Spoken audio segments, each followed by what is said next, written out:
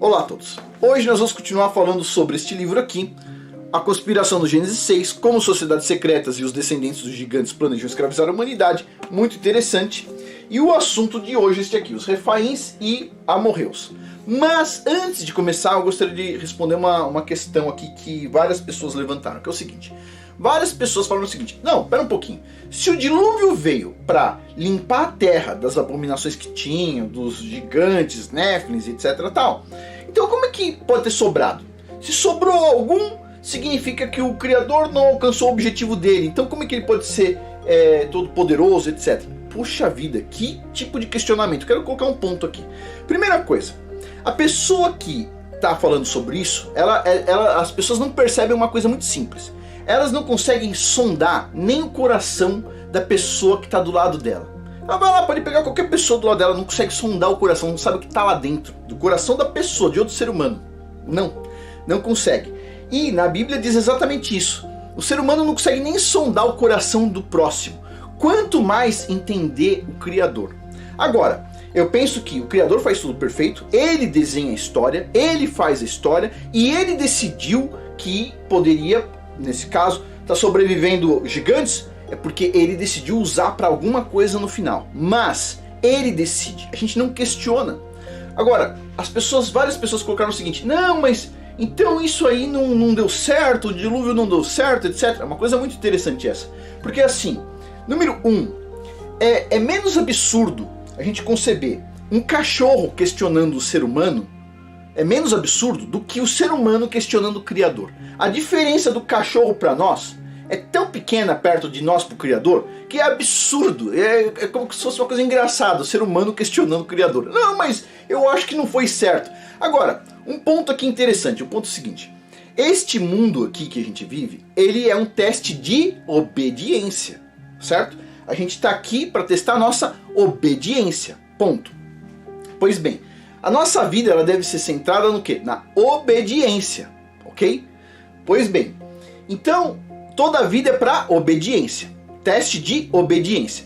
Quando você vê pessoas questionando a Bíblia, né, a pessoa pensa que é mais inteligente do que uma sabedoria milenar que está aqui dentro, certo? Que veio já de muito tempo. Ela veio, ela continua aqui. A pessoa vai morrer, a Bíblia vai continuar aqui. O outro vai morrer questionando, mas vai continuar aqui a Bíblia, certo? Então é uma sabedoria milenar que mostra como faz as coisas funcionarem, como é que faz as coisas darem certo, porque aquele que planejou esse mundo, aquele que projetou, deu as dicas pra gente, ponto. Então o que acontece? A pessoa vem questionar a Bíblia. Primeiro que ela pensa que ela é mais inteligente do que a sabedoria milenar. Ela não pensa que ela tem problema, certo? Pois bem, o outro ponto aqui. Quando a pessoa questiona o Criador, as decisões que ele toma e tudo mais, de cara a pessoa já foi reprovada, tirou 0 no teste de obediência. Quando você tem um chefe na sua empresa, você não fica questionando ele, certo? Mas é engraçado isso, porque a gente não questiona o chefe porque ele está pagando nosso salário. Mas quando o chefe maior, o Criador, ele está dando o nosso fôlego da vida, saúde pra gente, saúde pros nossos filhos, tá dando tudo, aí as pessoas vão lá e questionam ele. As pessoas pensam que tem intimidade nesse nível, assim, de questionar o Criador. Tipo assim, é o rei do universo. Então, como é que pode isso? As pessoas, tipo assim, tem problema. Então assim, a gente estuda as coisas. Se alguma coisa sair fora do que está na Bíblia, tem dois pontos aqui. Um é, se saiu fora, a gente retira, ok? Mas, você só pode retirar depois que você estudar a Bíblia, de verdade, e entender o que está escrito aqui. O cara não vai lá, não lê a Bíblia, não estuda nada, etc tal. E quando vê alguma informação que na mente dele é conflitante, tipo assim, das duas uma. Ou ele não estudou direito a Bíblia, né? E aí no caso é o certo ele estudar a Bíblia, ou sim a informação pode ser conflitante, a gente retira, porque se não bate com a Bíblia, então aí tem alguma coisa errada. Mas no meu ponto de vista que estudo a Bíblia, até este momento que o cara está falando é muito sensato, ok? Pois bem, então vamos lá. Agora, respondida a pergunta, ou seja, quem é tu para avaliar o que o Criador deseja, o que ele quer? Ninguém, né? A gente não é nada perto do Criador. Pois bem, continuando aqui. Ah, sim, ó. Agora em maio eu estou lançando esse curso aqui, todo mês eu lanço um curso novo, que é Gerenciamento de Novos Negócios. Quando eu digo novos negócios, é tipo startup. É um negócio que você tem e vai começar, você vai disparar ele, vai fazer ele ir para frente. Quando você começa um novo negócio, uma nova empresa, um novo projeto, o que acontece? Em geral, os livros, eles falam muito sobre como você gerenciar algo quando você já começou, certo? Já está funcionando, já está rodando. O pessoal fala assim, você tem que delegar atividades para os outros. Se você não conseguir delegar, sua empresa não cresce. Mas na fase inicial de um novo negócio, como é que você delega? Dá para delegar? O que você pode delegar e o que não dá para delegar? Outra coisa, como é que você vai? O pessoal fala assim, é bom ter uma equipe com pessoas que são altamente qualificadas e preparadas. Ok, como é que você sabe que se para aquele novo negócio essa equipe é preparada mesmo? Você consegue, tipo assim, tirar uma ideia do que tem lá? Outra coisa, as pessoas falam o seguinte, você tem que ter uma boa equipe. Mas em que ponto você contrata seu funcionário número 1? Porque tem várias pessoas que começam assim, eu tenho 50 mil reais, vou abrir um negócio. Aí a primeira coisa que o cara faz é contratar um funcionário. Primeira coisa que o cara faz. Será que com o investimento inicial você deve contratar funcionário ou não? Em que ponto de faturamento você tem que estar para contratar o primeiro funcionário? Não estou falando primeiros 10, estou falando o número 1. O funcionário número 1. Que momento do seu negócio que faturamento, que valor, que cifra você tem que estar ganhando para contratar o funcionário número 1? Em que momento acontece isso? Ou seja, tudo isso aí são itens que você não encontra em livros, você não encontra. Eu sempre desejei ver isso em livros, não, você não encontra. As pessoas, eu não sei, eu acho que eles gostam de esconder a escada, né? As pessoas, elas sobem por uma escada, né? E aí eles jogam a escada fora e tá lá em cima e fala o seguinte, cheguei aqui fácil. Você fala, mas como é que você chegou aí? O cara já jogou a escada fora e já pôs fogo nela, né? Então, nesse curso aqui eu quero falar um pouco sobre a visão sobre erros e acertos na parte de novos negócios, na parte de começar um novo negócio no sentido de uma startup, ok? Pois bem, este curso não vai estar com o link abaixo neste momento aqui que vocês estão assistindo, talvez depois esteja mais para frente, porque ele ainda vai ser lançado ao longo dessa semana ou no início da próxima. Eu só estou fazendo aqui um pré-lançamento. Assim que tiver lançado, eu coloco o link para vocês, ok? Mas esse vai ser o curso agora do mês de maio, já estou quase terminando de gravar ele e já vai estar disponível para o pessoal da área de membros. Quem é da área de membros já vai estar com ele assim que sair, já vai estar com acesso ao curso.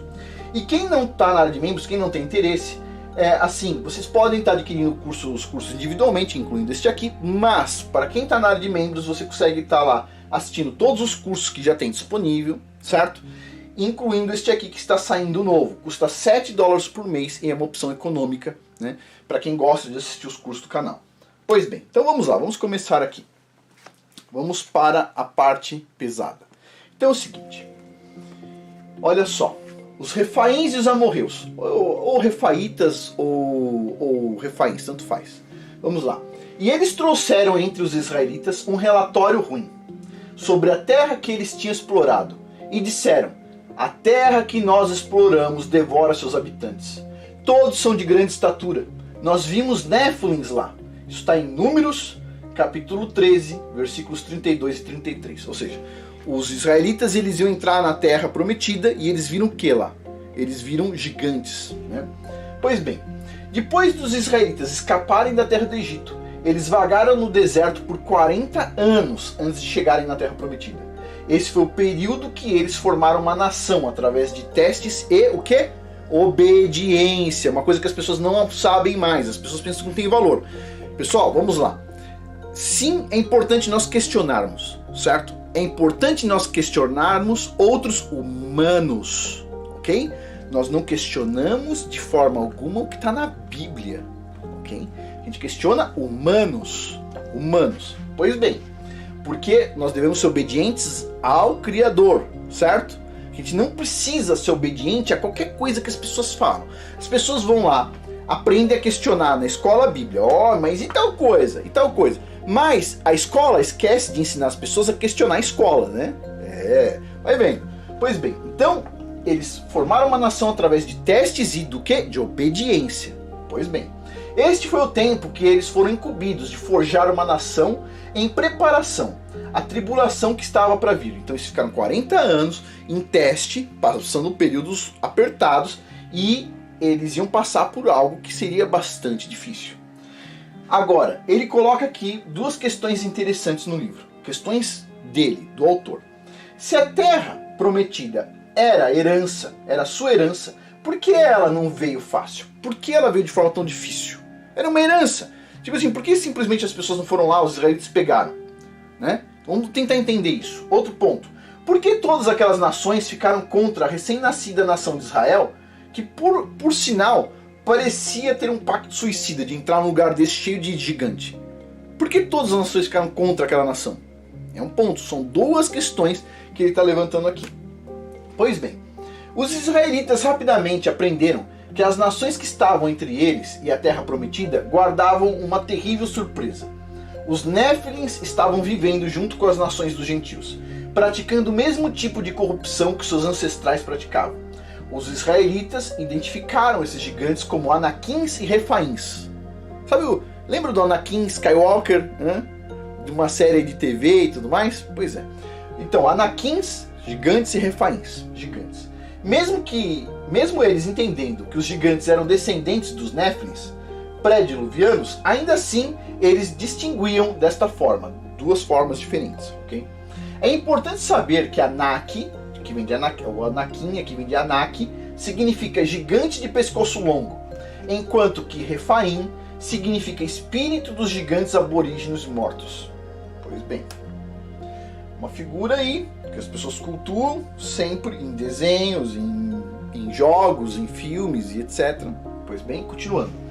Ambas as raças não estavam contadas na escritura, ou seja, elas não estavam lá, essas duas raças não estavam lá, e habitavam na região do Jordão, as quais mantinham seus nomes em muitos locais, como Vale dos Refaíns. Então você tinha o Vale dos Refaíns, mas espera um pouquinho, lá na Bíblia não estava contando esse povo, os Refaíns. Descobertas arqueológicas suportam a reivindicação de gigantes nas terras bíblicas, sendo altos e de pele clara. Okay? Os Néfilins dominaram os governos dos amalequitas, amorreus, das pessoas de Negev, dos edomitas, dos filisteus e dos jebusitas. Aí ele diz aqui, eu estou colocando como está no livro, ele diz eu, né? No caso ele diz assim: eu não acredito em coincidências de que os Néfilins viveram e dominaram as pessoas que ocupavam a terra da aliança. Ele diz que ele acredita que eles deliberadamente se assentaram naquele local para violar a terra da aliança e se estabelecer como uma resistência e rebelião contra Yahweh, que havia destruído os seus ancestrais rebeldes. Então ele pensa o seguinte: por que onde os israelitas foram tinham tantos gigantes? Eles pensam que os gigantes também sabiam que os israelitas iriam para aquela posição e já se assentaram ali, já no início, certo? Pois bem, para montar uma resistência. Por que montar uma resistência? Porque eles sabiam que a salvação vinha do Messias, que vinha daquele povo, tinha que vir daquele povo. Então eles já estavam esperando aquele povo, que eles sabiam que o Messias vinha dali, estavam esperando eles para porrada. Olha só, visão do cara do livro. Vamos lá. Todos os Néfilins alinharam e posicionaram as suas casas contra a recém-formada nação de Israel, esperando pacientemente na sua emboscada clandestina. Nas escrituras é registrado que Yah separou a terra prometida para si mesmo e para suas intenções específicas, pois ele claramente tinha intenção de dá-la aos descendentes de Abraão. E provavelmente os Néfilins sabiam disso e se estabeleceram lá em suporte aos seus ancestrais e progenitores. O objetivo deles era ir contra o plano de Yahweh da salvação da humanidade através do Messias que viria da nação de Israel. E os Néfilins decidiram atacar no seu ponto mais fraco, ou seja, quando a nação de Israel estava bem no início da sua formação, eles iam atacar, certo? Pois bem. Uma das muitas nações que os Néfilins viviam era a dos amalequitas e dos amorreus. Em Números capítulo 13, versículo 28 e 29, nós temos o seguinte: as pessoas que viviam lá eram poderosas e as cidades fortificadas e muito grandes. Nós vimos os descendentes de Anak lá. Lembra o que é Anak? Gigantes, né? Os amalequitas viviam em Negev, os hititas, os jebusitas, os amorreus viviam nas regiões montanhosas. Pois bem, não está claro se os amalequitas e amorreus eles eram nações de néfilins ou se eles apenas viviam entre eles dominando seus governos, que é a hipótese mais plausível, ou seja, você tinha as nações deles e você tinha os néfilins lá dentro, certo? Pois bem, ambas as nações eram rodeadas de mistérios entrelaçados com os anaquins e os refaíns. Ambas as nações, amorreus e malequitas, foram distintamente descritas, separadamente de outras nações como gigantes. Ambas são encontradas na Tábua das Nações listadas em Gênesis 10 e 1 Crônicas. Então elas estão listadas como nações. Ok. Os amorreus foram listados como os filhos de Sidom, o primogênito de Canaã e filho de Cã. Muitas das nações que estavam ocupando a terra prometida eram de cananitas, com exceção dos filisteus e dos amalequitas. Os amorreus significam então nômades selvagens do norte, que então casaram com as cananitas. Eram tidos como bárbaros, que consumiam carne crua, e os mesopotâmios se reportavam a eles como animais, ou não civilizados. Os amalequitas foram listados como os filhos de Elifaz, filho de Esaú, filho de Isaac, filho de Abraão. Pois bem, ou seja, você está registrando essa nação na Bíblia, ao contrário dos refaíns, por exemplo. Vamos lá. O que é certo sobre os amalequitas e amorreus é que eles viviam junto com os anaquins, talvez produzindo uma raça híbrida de gigantes, assim como nos dias de Noé. Esses gigantes dominaram todos os reinos e governos daquele tempo, tendo controle absoluto sobre as nações devido à sua superioridade física. Os reis amalequitas e amorreus eram descritos como anaquins ou refaíns. Eles eram reis anunnakis ungidos pelos anjos caídos, da mesma maneira que era na época pré-diluviana. O interessante é que a palavra suméria para rei é traduzida como homem grande ou gigante. Em Deuteronômio, Números e Josué, 3 livros diferentes da Bíblia, é recordado que os néfilins pós-diluviano eram conhecidos como refaíns e anaquins. Eles eram mais altos e fortes do que os israelitas. E é isso que os israelitas viram quando entraram aqui naquela terra. E certamente é por isso que Yah decidiu destruir essas nações perversas pelas mãos dos israelitas. Os amalequitas e os amorreus foram sentenciados a ser caçados durante muitas gerações pelos israelitas, até que foram destruídos no tempo do rei Davi. Então vamos a um ponto aqui. Muitas pessoas, dos espertinhos aí, que falam o seguinte: não, pera um pouquinho. Como é que pode um criador bondoso mandar uma nação entrar na terra de outra nação e destruir tudo? Pois bem, ele provavelmente, que aqui a gente começa a ter um pouco de certeza, essas nações obviamente eram muito perversas. Eram nações que estavam se misturando com gigantes já. E não só isso, eram perversas por natureza. Quando a perversidade chegou num determinado nível, pronto, os israelitas chegaram para destruir essas nações. E é lógico, contando com o Criador na frente deles. Pois bem, dessas duas nações, amalequitas e amorreus, vamos investigar primeiro os amorreus. O Antigo Testamento conta que os amorreus eram subjugados por reis anaquins. Os dois reis anaquins mais proeminentes do tempo de Josué foram Og e Sihon, ou Siló. Em Salmos é recordado que não somente Og e Sihon eram reis anaquins poderosos, e sim todos os reis de Canaã eram. O dicionário Hungers descreve Og como o último sobrevivente dos gigantes Refaim. Ele é outro gigante que é confirmado que sobreviveu ao dilúvio, além do Gilgamesh, certo? E nós não fomos informados quanto tempo durou o reinado desses reis, mas mais tarde iremos descobrir, mais tarde no livro, ainda não chegamos nesse ponto, ele diz que nós iremos descobrir que o reinado de terror dos Néfilins durou 1500 anos em Canaã e 2000 anos na Filistia. Bastante tempo. No início da conquista da Terra Prometida, Moisés pediu permissão para o rei Anaquim Sihon, ou Siló, dar passagem segura ao seu povo. Diz que Sihon tinha tamanha altura que ninguém podia se opor a ele. Diz que o nome original dele era Arad, que significa agilidade e destreza. Quando Sihon recusou dar passagem aos israelitas, ele manteve a sua arrogância herdada naturalmente e a sua aliança clandestina ancestral com os caídos, contra o Criador. Devido à excessiva autoconfiança de Sihon, Moisés estava com medo de travar guerra contra os amorreus. Imagina só, não é trivial, né? É como ele colocou no livro aqui, parece uma missão suicida, né? Pois bem, então ele estava meio assim, até que o Criador, Yahweh, animou Moisés ao acorrentar os anjos caídos que protegiam Og e Sihon durante a batalha. Ou seja, além de tudo, além dos caras serem grandes, ainda tinham anjos caídos, né? Dando cobertura, vamos dizer assim.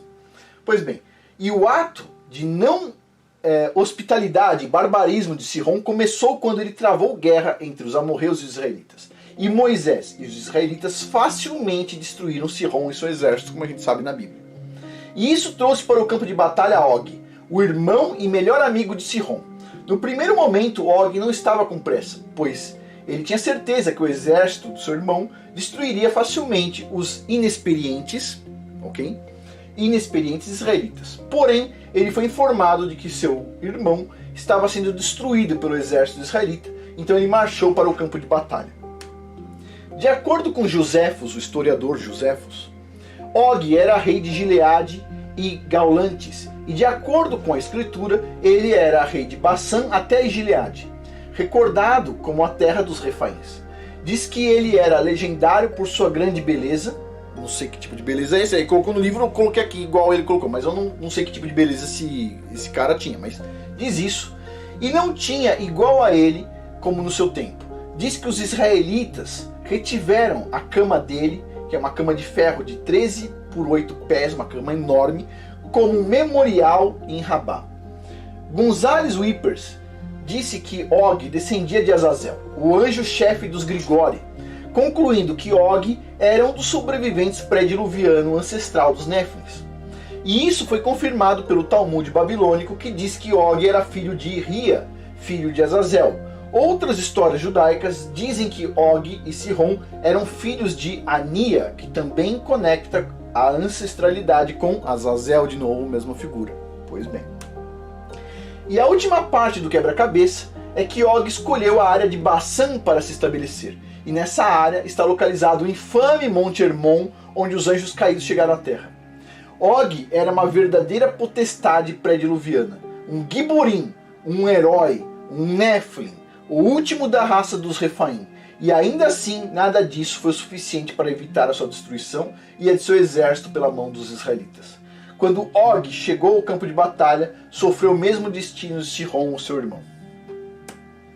A Bíblia não explica quem eram os Refaíns, mas ela nos introduz aos Ar. Ele colocou aqui Ar. Os Ar foram descritos em Josué como os grandes entre os Anaquins. Está lá em Josué, capítulo 14, versículo 15. Arba era um legendário rei Anaquim da mitologia e era conhecido como ancestral da nação dos Anaquins. Diz que Arba foi o fundador de Hebron. A Bíblia não fala muito mais dele, mas ele deve ter tido uma vida bem infame para ter ganhado notoriedade e ter sido anotado na Bíblia.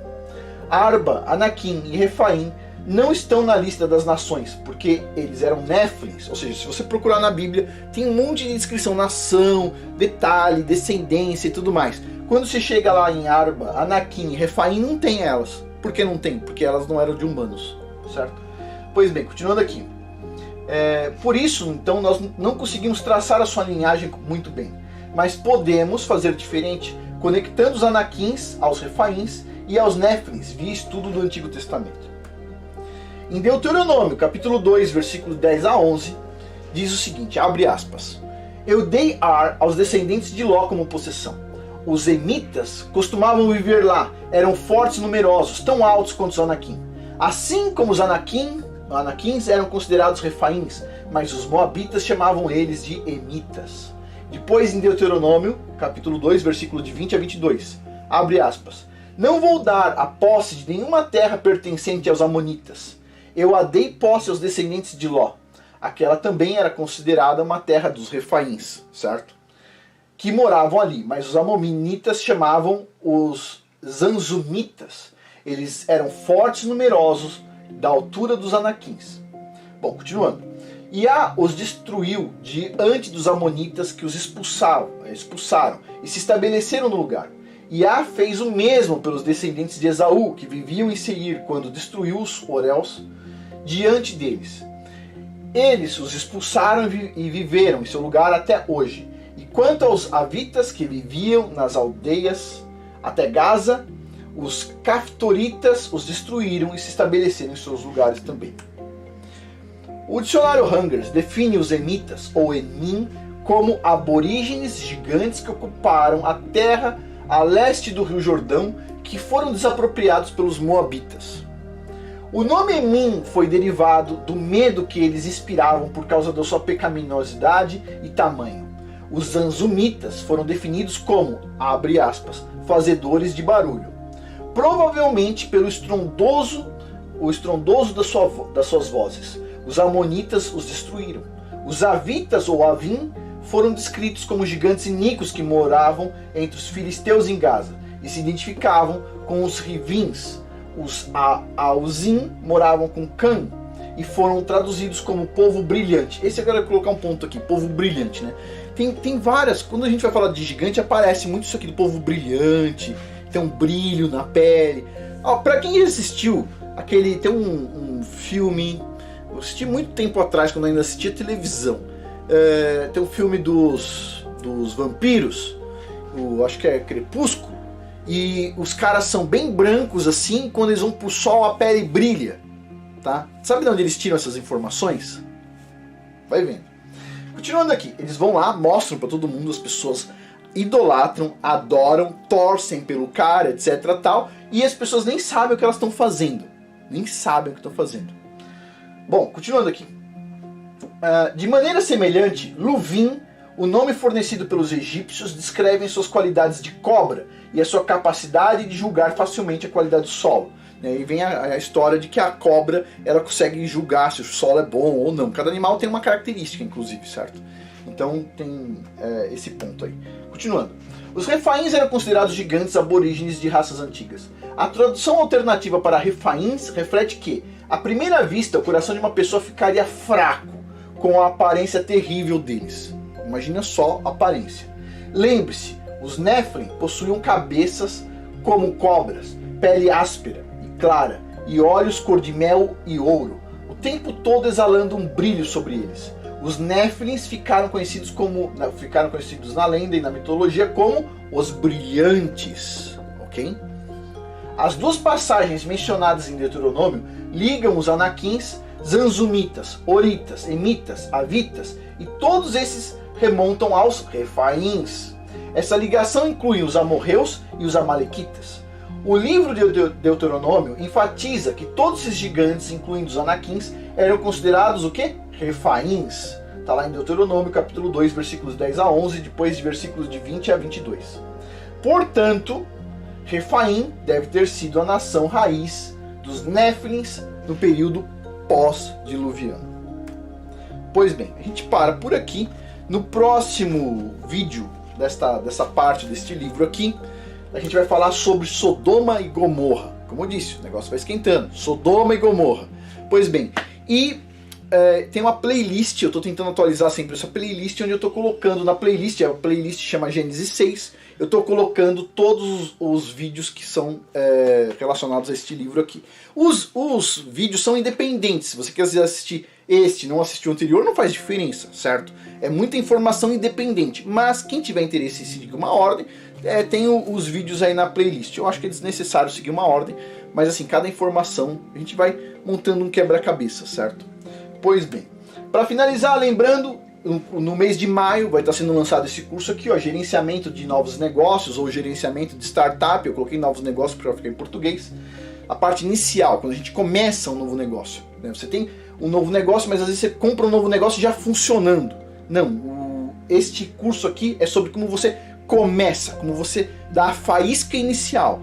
Sabe aquele monte de informação que o pessoal... Você pega livros maravilhosos da parte de empreendedorismo, da parte de business, e aí você sempre chega à conclusão, eu preciso delegar tarefa, eu preciso ter uma boa equipe, eu preciso disso, eu preciso ter funcionário, eu preciso tanta coisa, mas quando você começa, isso não é trivial, certo? Se você contratar um funcionário antes da hora, você quebra, ok? ok? Se você resolver pegar o dinheiro do seu capital que está sendo investido para contratar funcionário, você quebra, ok?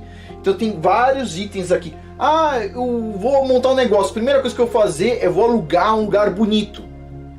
Pessoal, vamos lá. Como é que abre um negócio? Como é que começa um negócio? Você precisa começar com um escritório bonito? Você precisa começar como exatamente? Porque quando a gente vê na televisão, a gente vê em vários lugares, a gente pensa o seguinte, não, esses lugares bonitos aí, de cara o cara conseguiu um capital, um venture capital, um capital de risco, e começou a gastar dinheiro, contratar pessoas, montar tudo. Mas será que esse é o ponto? Eu já vou te adiantar aqui, não é não, certo? O primeiro ponto em qualquer negócio é ganhar dinheiro. Primeiro ponto. Antes de contratar funcionário, antes de tudo. E cada um tem um nível, uma escala. Não adianta assim, ah, tudo bem, Afonso, ganhei dinheiro, ganhei 100 reais, agora eu vou contratar um funcionário. Não, tem um valor, tem valores, tem padrões, certo? A gente vai discutir isso nesse curso aqui. Uma visão sobre erros e acertos na parte de gerenciamento de novos negócios, para você começar eles, é um curso interessante, certo? É minha experiência, isso aqui você não vai encontrar em livro. Eu já quis encontrar isso aqui em livro, você não encontra, eu não encontrei pelo menos. Isso aqui é minha experiência e eu acho que vocês vão gostar muito. Quem tiver na parte de empreendedorismo, empresa, vai gostar. E quem quiser fazer mais do que um curso, tem vários cursos de negócio, inclusive, ó, este aqui de negócios, esse aqui de liderança, é desenvolvimento pessoal, mas também está relacionado a negócios. Esse aqui, ó, venda de serviço de alto valor, negócio, arte dos preços, brainstorm para negócios, né? Arte da imperfeição também é bom. Então assim, tem vários cursos da área de negócios e cursos também de outras partes. Você também não pode se dedicar só a negócio, senão você fica louco, certo? Faz um sourdough, um pão fermentado naturalmente, faz outras coisas. E assim, vale a pena, tá? A área de membros custa $7 por mês, tem muitos cursos lá. Bom, pessoal, eu termino por aqui. Muito obrigado a todos pela paciência. Até mais.